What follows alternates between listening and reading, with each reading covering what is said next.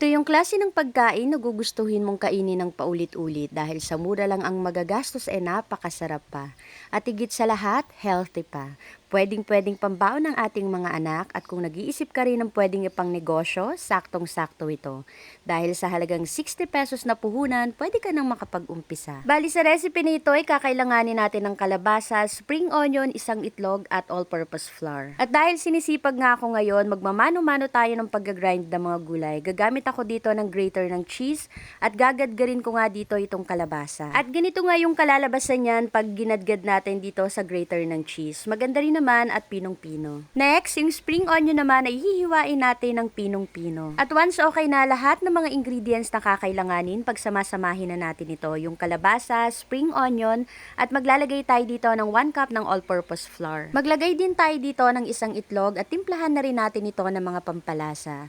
Yung complete recipe po ng aking niluluto ay nasa dulo ng aking video. Haluin natin ito, then mag-add tayo dito ng 1 teaspoon ng baking powder, then mag-add na rin tayo ng 1/4 cup ng water. Haluin uli natin ito hanggang sa makuha natin yung ganitong consistency at yung nilagay nga natin na 1/4 cup ng water ay saktong-sakto lang dito. At once okay na nga, magpainit na tayo ng mantika at sa pagluluto naman ito ay dapat mahinang apoy lang muna yung gamit natin para hindi kagad ito masunog. Malalaman ninyo na luto na yan kasi lulutang yan sa mantika, then kung gusto ninyo na mas crispy, pwede nyo pang lutuin yan hanggang sa mag-golden brown. Next, gawa naman tayo ng manong sauce. Bali sa isang kawali, wala pa pong apoy yan, maglagay tayo ng 3/4 cup ng water, soy sauce, brown sugar, paminta, bawang at all-purpose flour. Haluin natin ito at isa lang sakalan hanggang sa kumulo, then ahunin na natin sakalan. And ready to serve na ang ating napakasarap na veggie balls. Maganda rin itong ipangbaon sa ating mga anak.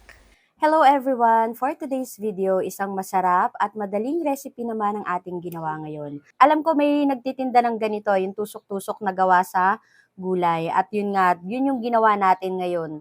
At alam nyo ba na napakadali lang na itong gawin at iilang ingredients lang din ang kakailanganin. Sa 1 cup ng flour, napakarami na ng ating nagawa. At syempre, mas masarap ito kung may kapares na manong sauce. So gumawa na rin ako. Pwede rin nyo rin po pala itong ipangtinda. So, doblehin nyo na lang po yung mga ingredients na ginamit ko. At ang maganda pala dito sa ating ginawa na to ay napaka-healthy kasi naglagay tayo nga dito ng gulay. So, maganda rin itong ipakain sa ating mga anak. So, katulad ko na may anak na mahirap mapakain ng gulay, saktong-sakto itong recipe na to. Ang harap. Sa sausawan pala, pwede na manong sauce yung gawin ninyo or yung suka na may sibuyas. Masarap din yung dito. Actually, kahit wala siyang sausawan, masarap na. Ang maganda pala dito sa nagawa natin ito, kahit malamig na, hindi siya matigas. Malambot pa rin. So kung nag-iisip kayo ng pwedeng ipang merienda, pwedeng ipang ulam at pwedeng ipang negosyo, try nyo po itong ating recipe na ito. Bukod sa madali lang gawin, iilang ingredients lang din ang kakailanganin.